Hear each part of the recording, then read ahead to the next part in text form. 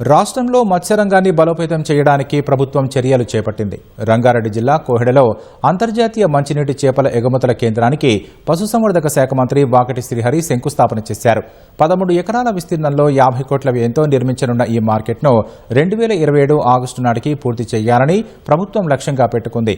తద్వారా ప్రత్యక్షంగా పరోక్షంగా 5,000 మందికి ఉపాధి కలగనుంది.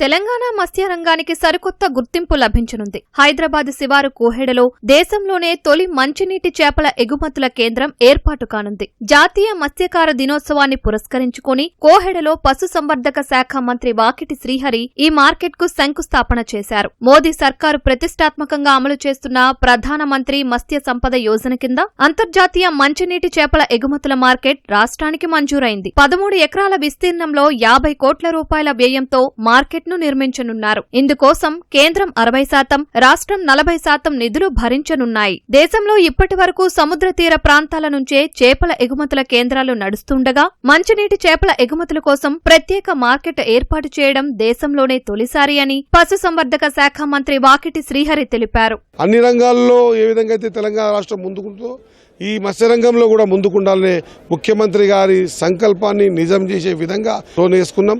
త్వరగా దీన్ని పూర్తి చేసి దీన్ని అందుబాటులోకి తీసుకొస్తాం.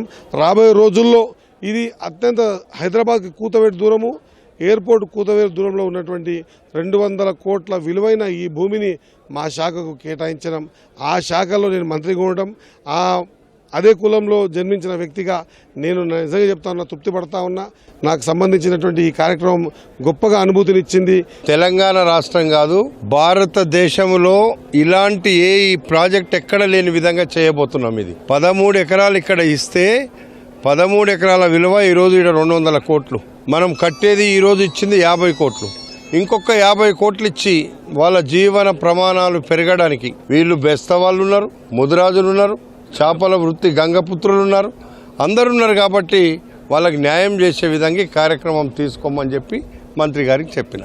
కోహెడలో అంతర్జాతీయ నాణ్యతా ప్రమాణాలతో అత్యాధునిక చేపల మార్కెట్ ఏర్పాటు కానుండడంపై స్థానికులు హర్షాతిరేకాలు వ్యక్తం చేస్తున్నారు. పరోక్షంగా ప్రత్యక్షంగా కానీ ఇంచుమించు 1,000-2,000 మందికి కూలీలకు కానీ మామూలుగా వ్యాపారస్తులకు కానీ అందరికీ ఉపాధి దొరకడం జరుగుతుంది. ముఖ్యమంత్రి గారికి ప్రత్యేక ధన్యవాదాలు తెలియపరుస్తున్నాం. Thank you. మా పక్కనే మా గ్రామాలు ఉన్నాయి. మా గ్రామాల నుంచి కూడా అందరికీ పని దొరుకుతుంది కాబట్టి అందరూ కూడా చాలా సంతోషంగా ఉన్నారు.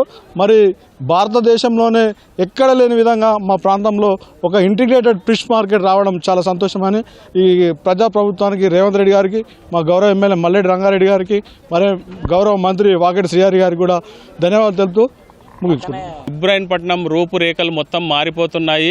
మొన్న 338 కోట్లతోని ఏదైతే అభివృద్ధి పనులు తీసుకొచ్చారో అదేవిధంగా మొత్తము అంటే ఆల్ డిపార్ట్మెంట్స్కు ఇప్పుడు కేర్ ఆఫ్ అడ్రస్ ఇబ్రాహీంపట్నం నియోజకవర్గం, ఫ్యూచర్ సిటీ ఏదైతే వస్తుందో ఇబ్రాహీంపట్నం నియోజకవర్గం.